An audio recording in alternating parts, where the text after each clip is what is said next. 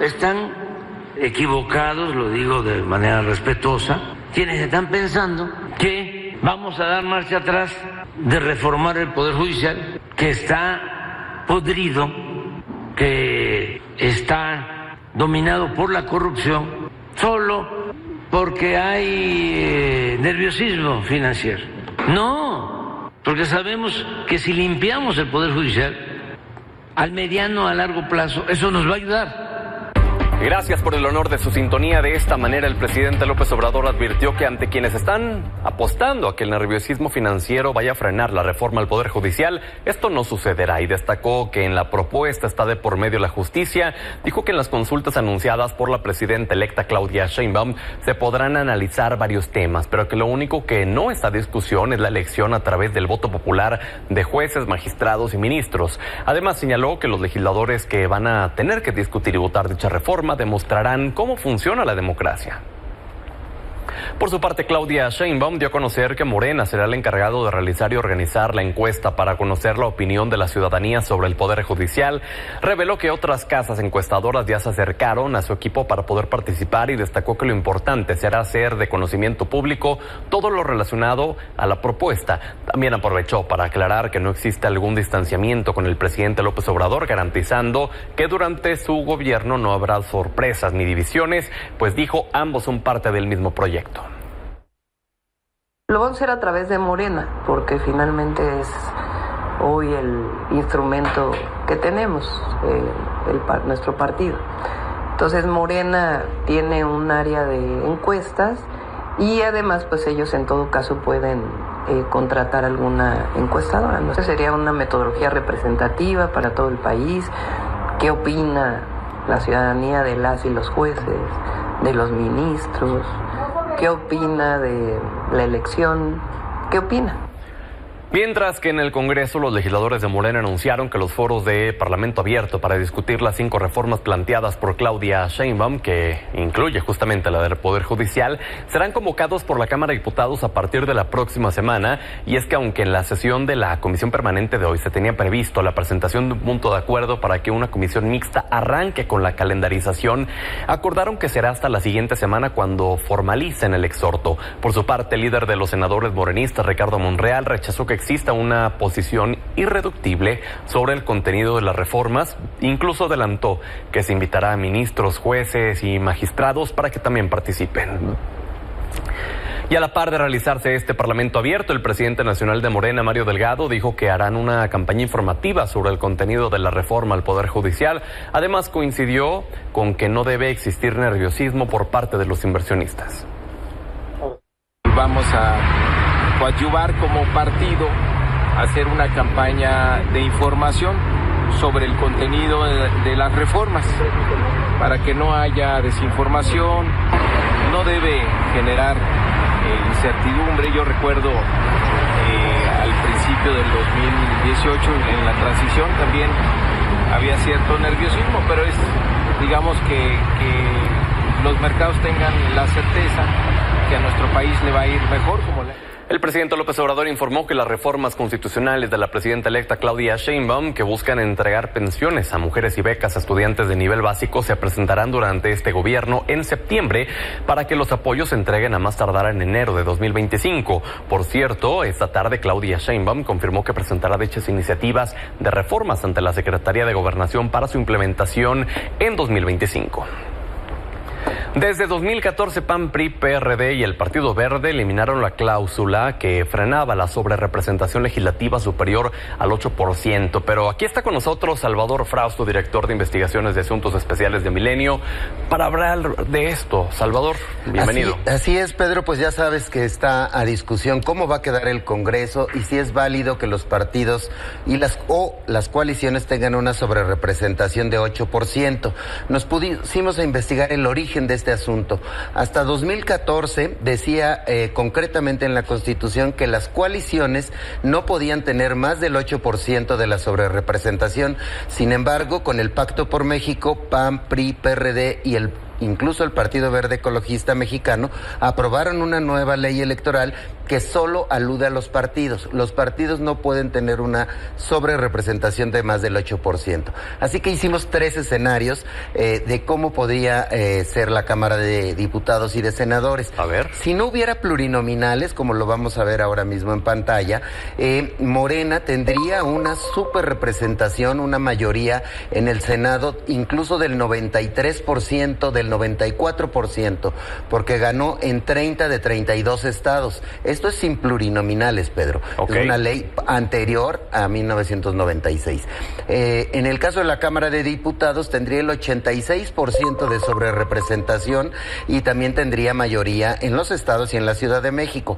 Ahora bien, con la ley anterior, que es la ley de 1996, Morena tendría en el Senado el 63% de los escaños y casi el 63% de los curules. Le faltaría un pedazo, 2 o 3 puntos, 3 puntos para poder llegar a la mayoría calificada e impulsar reformas constitucionales. Sin embargo, en el 2014 se aprueba en el contexto del Pacto por México esta nueva ley electoral en la cual lo que si se aplica a pie juntillas tendría en la Cámara de Diputados el 74% Morena y sus aliados y estarían 64% en el Senado. Es decir, Morena se quedaría a 2 o 3 senadores de tener mayoría calificada para poder impulsar los cambios constitucionales. Entonces, digamos, habría que ponerlo en claro este tipo de asuntos porque, precisamente las demandas que va a hacer sobre todo la oposición tienen que ver con la sobrerepresentación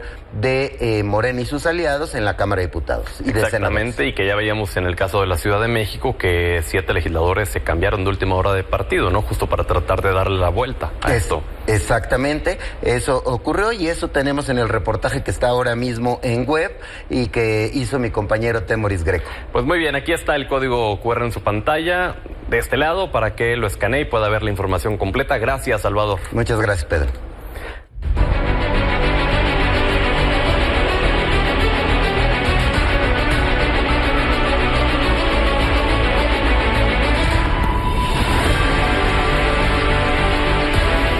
La primera gira de transición entre el presidente López Obrador y Claudia Sheinbaum iniciará este fin de semana. Incluirá los estados de Durango, Coahuila y Tamaulipas. El presidente explicó que en esta gira se abordarán distintos temas relacionados a la salud, bienestar, minería y lo que tiene que ver con las aduanas del país. Además de acompañar al mandatario en su gira de despedida, Claudia Sheinbaum anunció que comenzará a recorrer toda la República para reafirmar compromisos que realizó durante su campaña.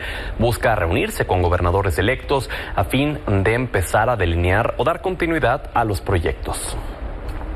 Le agradezco a Jorge Romero, el presidente de la Junta de Coordinación Política en la Cámara de Diputados y líder de la bancada del PAN en la Cámara de Diputados. Bienvenido, que estés con nosotros aquí hoy. ¿Cómo estás, querido Pedro? Buenas noches a ti y a todo tu auditorio. Oye, Jorge, a ver, no habíamos tenido la oportunidad de platicar luego del 2 de junio. Me gustaría que comencemos con una reflexión de lo local y lo federal. Primero, si quieres, lo local, en el caso de la Ciudad de México, que es un tema que tú tienes muy bien dominado. ¿Qué pasó con la Ciudad de México, con Santiago Taboada?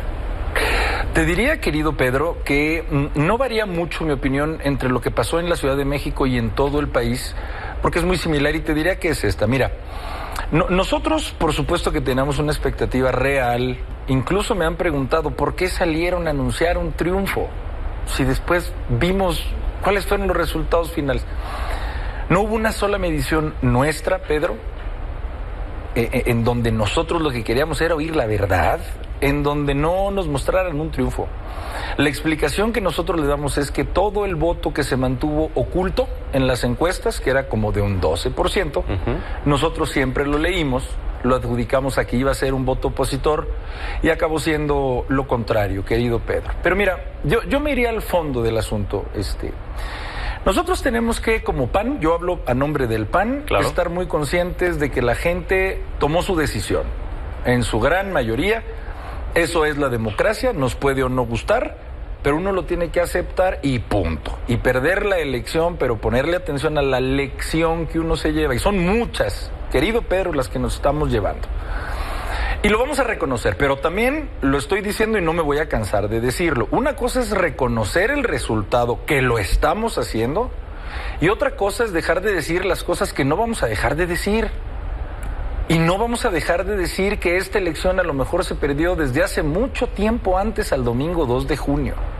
Porque, como yo le he venido diciendo, una elección no solamente es poner una mampara o una urna. O sea, organizar una elección como Estado es también permitir que haya condiciones de equidad y no las hubo, Pedro. ¿Lo dices por el presidente? Pues por supuesto. A ver, lo digo por 25,000 servidores que debieran de atender programas de desarrollo social que eran promotores del voto. Pero eso sí sucedió en este país. Y por un servidor público, que todos ya sabemos quién es, que en todas sus conferencias, ahí estaba, dándole a favor de sus candidatos y dándole en contra de los que no lo eran.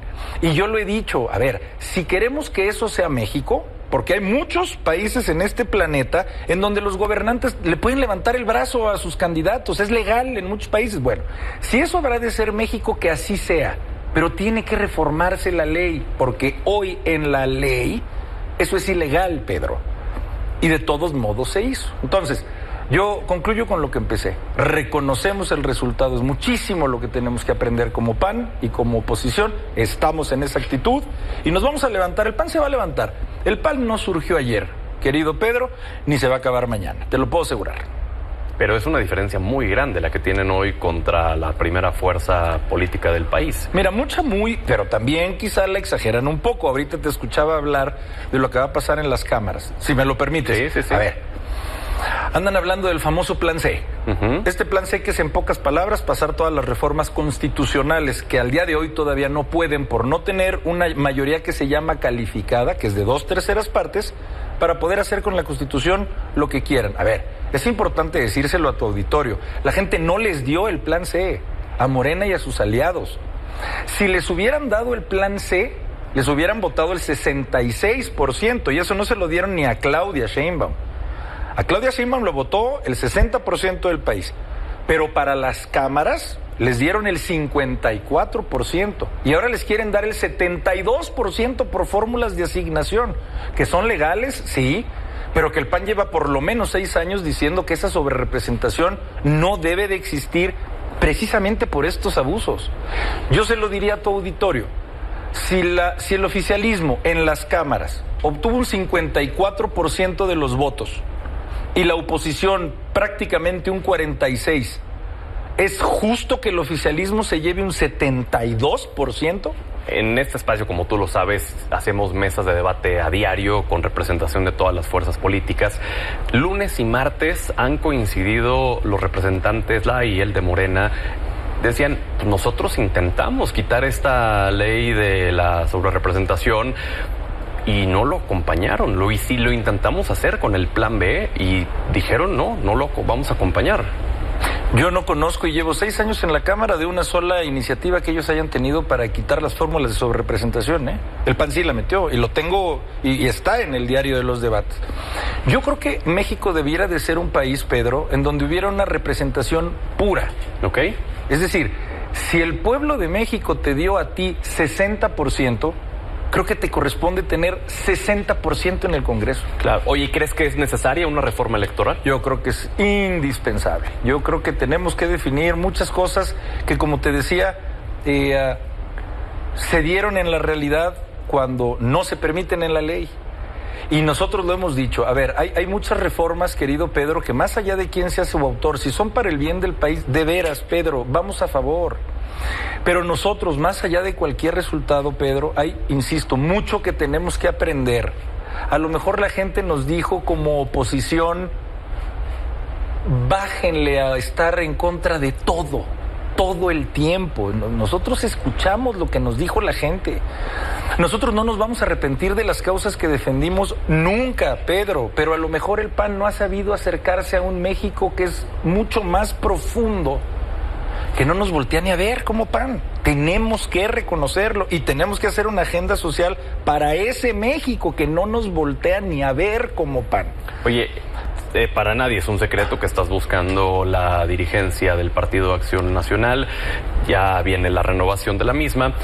En ese sentido de lo que mencionas, si tú llegaras a ser presidente del PAN, tú sí saldrías, digamos, como de la burbuja de la cúpula panista y te irías a esos estados, a esos lugarcitos, Pedro, que están... 100%. Mira, te quiero decir antes que nada que en cuanto comience una contienda interna en el PAN, yo la celebro. Qué bueno, me parece que han levantado la mano dos excelentes legisladores, tanto Adriana Dávila como Damián Cepeda. Yo los menciono y les aplaudo. Son voces importantes para el PAN.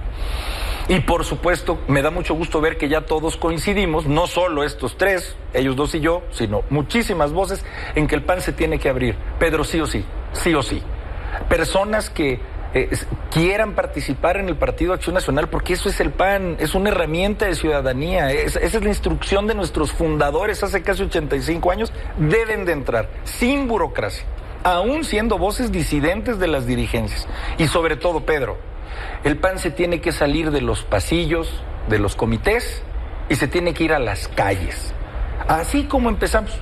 Cuando las fotos eran en blanco y negro, ¿sí? Tenemos que regresar a las calles, así seamos 5 con nuestra bandera del PAN, pero con todo honor y con toda convicción, y viendo a los ojos a la gente, no solo a las dirigencias.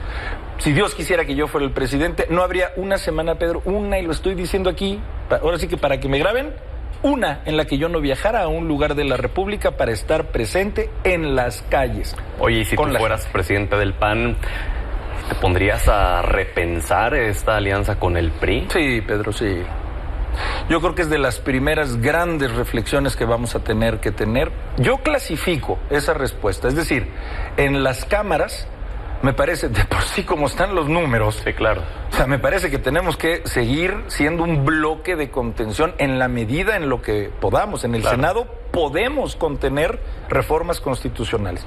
Pero en lo partidista, Pedro, en lo electoral, yo creo que ya es momento, me parece que ellos también lo piensan, en que hagamos una pausa, una pausa.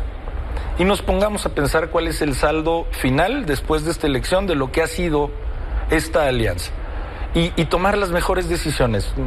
Yo creo que es momento de que el PAN retome su propia identidad. Lo creo. También te quiero decir algo, si yo llegara a ser presidente, ni esta, ni ninguna otra decisión de las de Estado, de las muy grandes, la tomaría yo solito. En el PAN lo que urge es que regrese el debate interno, fraternal, pero debate interno. Mucho de lo que y nos digamos nuestras verdades. Claro, porque mucho de lo que se les critica a las dirigencias actuales de los tres partidos es que pareciera que simplemente sacaron tajada para ellos solos en el hecho de tener su pluria asegurada y que pase lo que tenga que pasar con los resultados. Yo ya tengo mi futuro asegurado. Y entonces, platicando con mucha de la militancia, sí se sienten como, oye, pues nos abandonaron. Excluidos. Sí, excluidos. Sí, mira, no solamente queremos escuchar a nuestra militancia, queremos escuchar, a ver, el PAN, mi querido Pedro, antes que nada es su doctrina, si me lo permites, nuestros principios, lo más valioso que tenemos. Pero inmediatamente después son los 10 millones de mexicanos que votaron por nosotros. Eso es el PAN, no su dirigencia o sus dirigencias.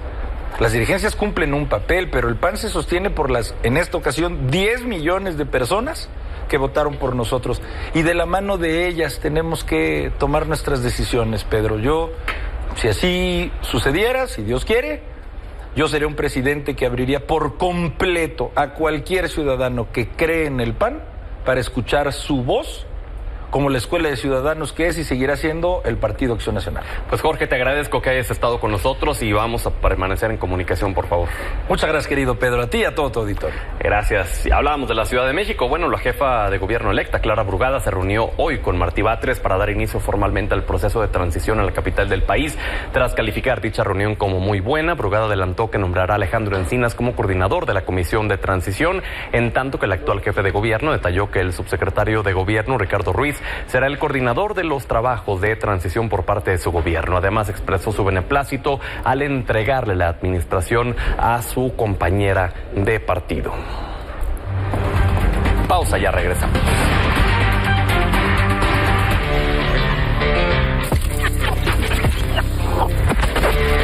Miércoles martes de Política Joven. Le agradezco a Sofía Otero, creadora de contenido de análisis político, Stephanie Lavalle, congresista nacional de Morena, Jimena Villicaña, activista por la oposición, y Pablo Sergio Ávila, encargado de comunicación de la Secretaría General de Movimiento Ciudadano.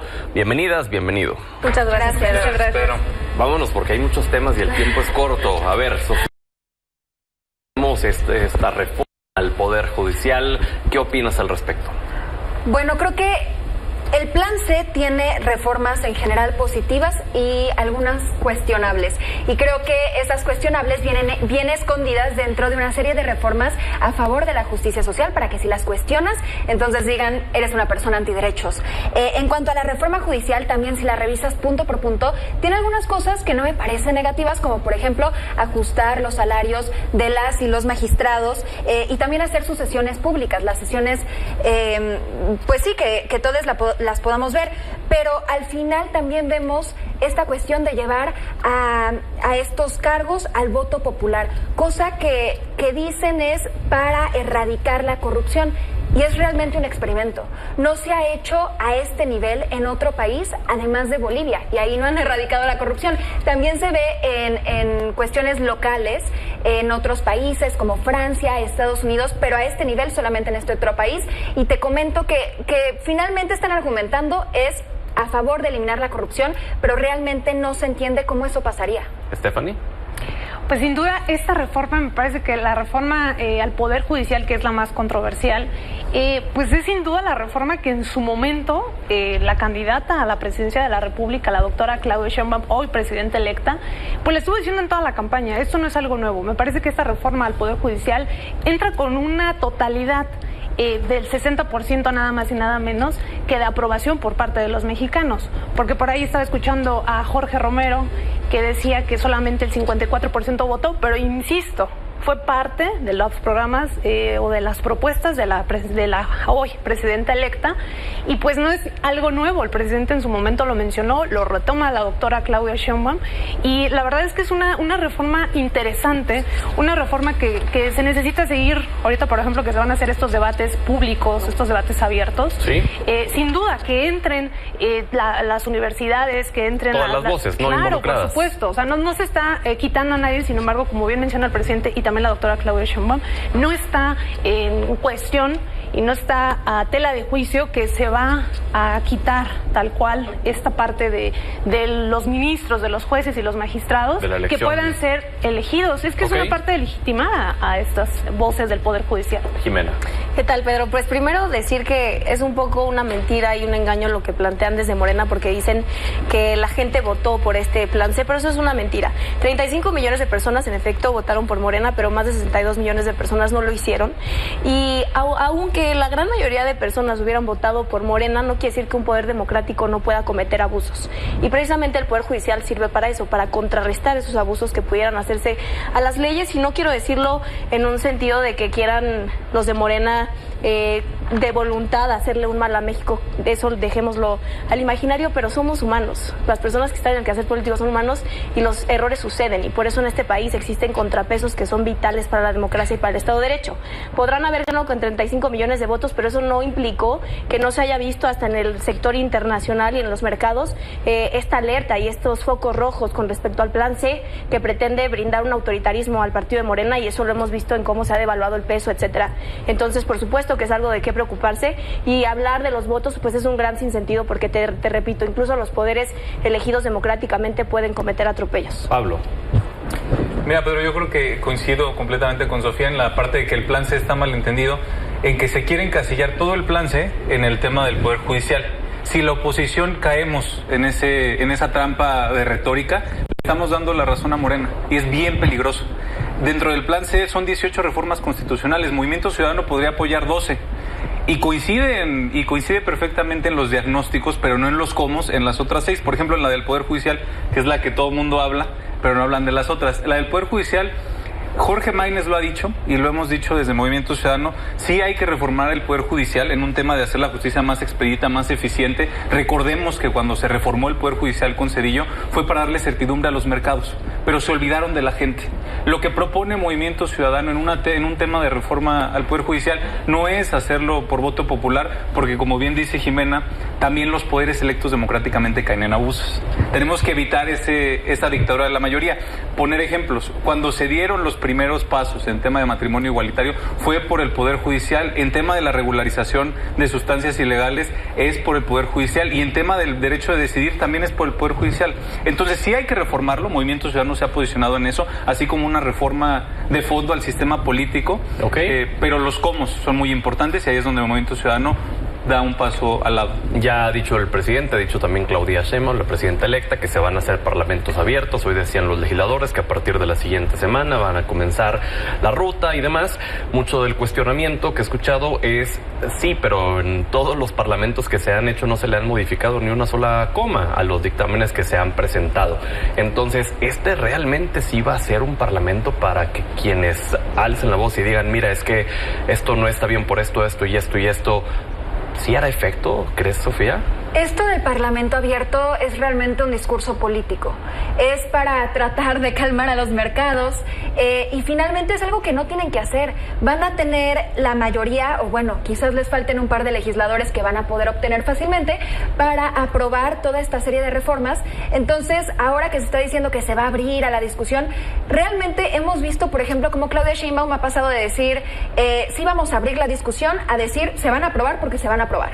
Entonces, ellos no tienen que abrirse a estos parlamentos porque tienen el poder suficiente para aprobarlo. Exactamente, y nada más es parte de un discurso para tratar de calmar a la ciudadanía. Otra pregunta importante, ¿cómo van a suceder esas contiendas? ¿Por los jueces, magistraturas? ¿Quién los va a financiar? Esa es otra pregunta que he escuchado que se me hace interesante, de cómo sería una campaña de un magistrado, de un juez. ¿Quiénes van a poder postularse? ¿Van a estar, por ejemplo, apoyadas por los partidos? Entonces van a responder a esos intereses. Y si no, estamos hablando de que van a estar respaldadas por intereses privados. Y entonces sabemos que ahorita el Poder Judicial, claro que sí cae en responder a intereses privados, pero esto solamente se haría todavía más grave y todavía más cínico. ¿Qué opinas al respecto, Stephanie? De entrada, pues es que actualmente el Poder Judicial responde a dos cosas que acabas de mencionar: a intereses privados, empresariales tal cual, y también a los intereses políticos, porque hay que recordar cuál es el proceso para que llegue un magistrado, un ministro y un juez. Y sin duda son los partidos políticos, que es lo que actualmente en esta reforma se quiere quitar. Y me parece que es un miedo también que le tiene muy, muy fuerte la oposición a la democracia participativa. No están acostumbrados a esta parte del diálogo abierto. ¿Por qué? Porque en su momento, cuando aplicaron las reformas con Enrique Peña Nieto, no le movieron una sola coma. Y tenían la mayoría, esa misma mayoría que ahorita tiene la Cuarta Transformación, en ese momento también lo tenía la oposición en el PRI, PAN, PRD, hicieron ese famoso Pacto por México y ahí no dijeron absolutamente nada. A mí es donde esa parte me llama mucho la atención. Y la otra parte que responden los jueces, magistrados y ministros a intereses privados, lo hemos visto. ¿Cuántas noticias hemos visto al día y en las semanas y en mucho tiempo que los jueces responden a intereses de empresas transnacionales, empresas mexicanas también, con cosas muy específicas y pues no están respondiendo a los intereses del pueblo de México? Y en este escenario en donde ponemos a imaginación, digamos, una elección, ¿cómo te imaginas a los jueces, a los ministros pidiendo el voto, financiados por quién? Bueno, algo que sí menciona esta reforma, parte de la reforma, es que va a estar, se pueden volver a postular las personas que actualmente están en sus cargos, jueces, ministros y magistrados, y por otro lado, propuestas de la iniciativa, por ejemplo, de todas las facultades de derecho, de las barras de abogados, y pues que se postulen las personas que consideren que tienen la capacidad, obviamente, los títulos correspondientes para financiar la campaña. Pues eso sería un proceso interesante, ya se verá ahorita en cómo se van a hacer las cosas. Si es el gobierno quien financia la campaña para evitar corrupción, entonces pues nos estamos alejando de la austeridad, ¿no? Va a ser muchísimo dinero. Jimena, ¿qué opinas? Primero decir que otra vez es una falacia esto, los diálogos abiertos, ya lo hemos visto en el pasado, se dialogó, no se cambió ninguna coma. Vivimos una legislatura absolutamente lacerante para las y los mexicanos, porque no se aprobó absolutamente ninguna iniciativa que no viniera del presidente y de Morena. Es decir, hubieron más de 3,000 iniciativas que no se dictaminaron porque venían de la oposición. A eso querían llegar, a tener todos los poderes concentrados en sí mismo. Y lo que sí era noticia con respecto a la Suprema Corte era, por ejemplo, tener al presidente ministro de la Corte, Arturo Saldívar, poniéndose de acuerdo con el presidente para extorsionar jueces, para que votaran para que juzgaran como a modo de lo que quería el presidente. Eso dicho por el propio Andrés Manuel López Obrador. Eso dicho por el propio. ¿no? Y los dirigentes Pero eso fue una nacionales. reunión. Lo que sabemos de cierto es que el presidente dijo en su mañanera que le hablaba a Arturo Saldívar para que los jueces juzgaran a modo de lo que él quería.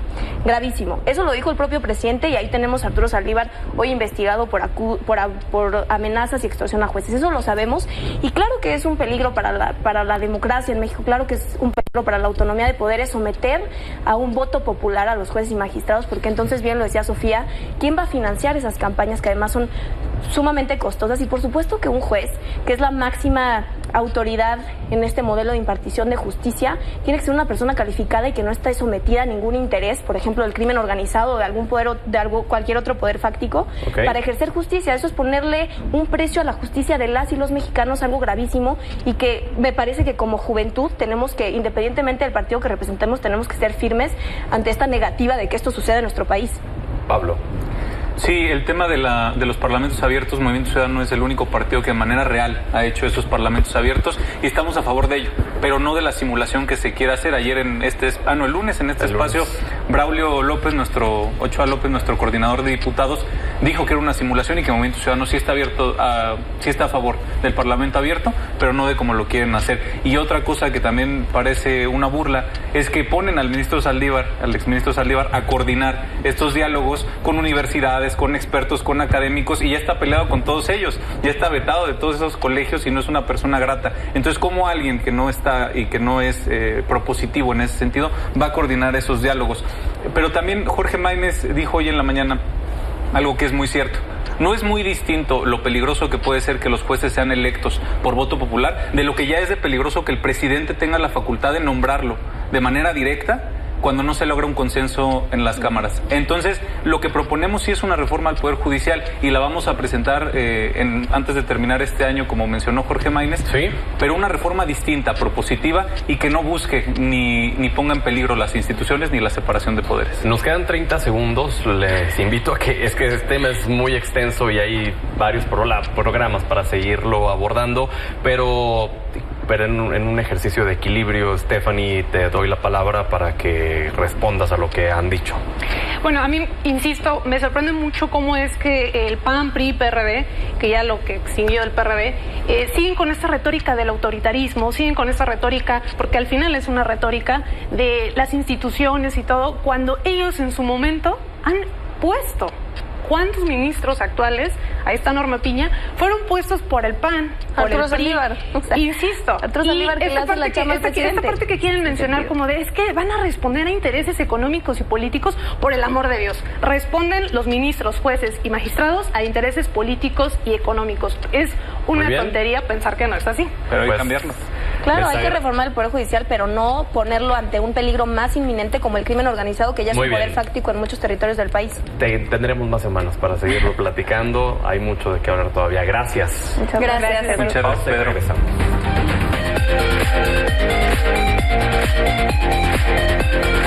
Bienvenido, Fernando Santillanes. Pedro Gamboa, vámonos rápido con, sin duda, una de las noticias que más acaparó esta semana el mundo de la tecnología, y es la conferencia de desarrolladores de Apple, donde más allá de lo que presentaron y la nueva actualización del sistema operativo, Apple Intelligence. Y es de, pues, ¿por qué necesita inteligencia artificial Apple? Porque todo el mundo tiene inteligencia artificial. No le dio tiempo de desarrollarla al 100%.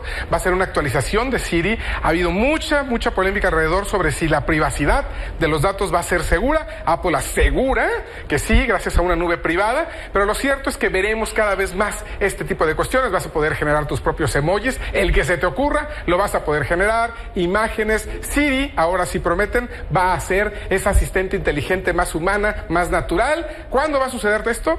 Pues hacia finales de este año, porque aunque llegue iOS 18 de septiembre, Pedro, Apple Intelligence irá poco a poco llegando a este sistema operativo, porque aún falta que se desarrolle al 100%, y sí, se confirmó que ChatGPT estará integrado a este sistema. Órale, y es que ya van un poco tarde, ¿no? Porque Google también ya lanzó Gemini con Android.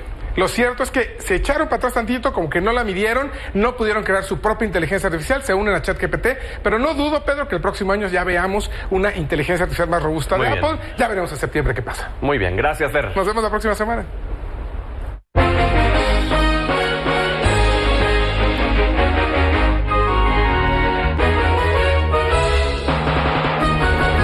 Buenas noches, don Manuel Somoza, y mucha información. Cuéntenos primero que todo cómo le fue a los indicadores hoy. Muy bien, Pedro. Bueno, pues los indicadores estuvieron francamente bien. Hubo una ligera pérdida en el Dow Jones de 0.9. Sin embargo, subió el Nasdaq muchísimo, 1.53, y el Standard & Poor's con récord más 0.85. La Bolsa Mexicana de Valores pierde 0.30. El peso cerró en 18.74.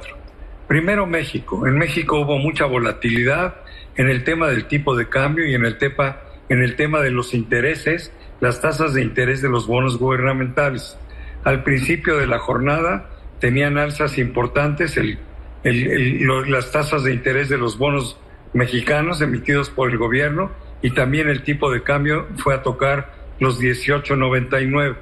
Después sale el dato de la inflación, sale el discurso de Jerome Powell en Estados Unidos, y esto se modera, caen las tasas de interés y también el tipo de cambio cae un poco hacia los niveles de 18.74.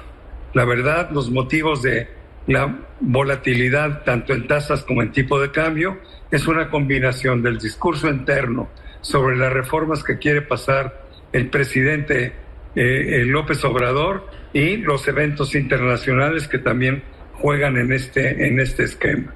En la parte internacional, lo más importante fue que salió la inflación de Estados Unidos, francamente buena, 3.3% versus 3.4% en el mes de abril. Esto es una buena noticia, y además también baja la tasa de inflación en la inflación subyacente.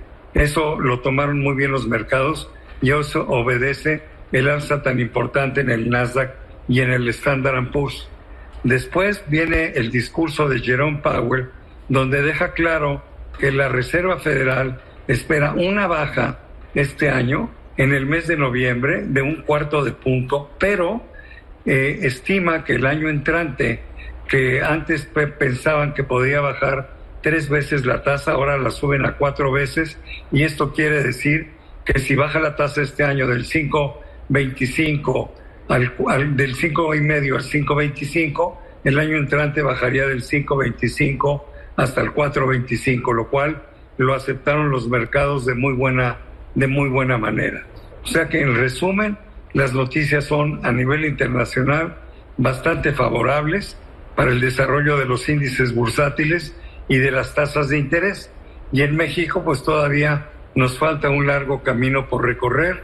Yo creo que no hemos llegado a tener mercados más estables. Espero que esto suceda relativamente pronto.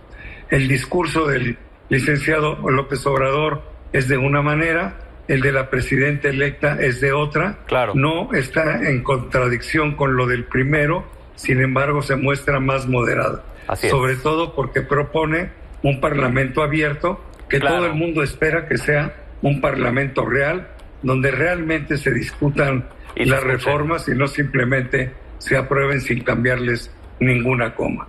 Ese sería mi comentario al día de hoy, mi querido Pedro. Gracias, don Manuel. Buenas noches y hasta mañana. Buenas noches. Gracias. Y gracias también por el honor de su...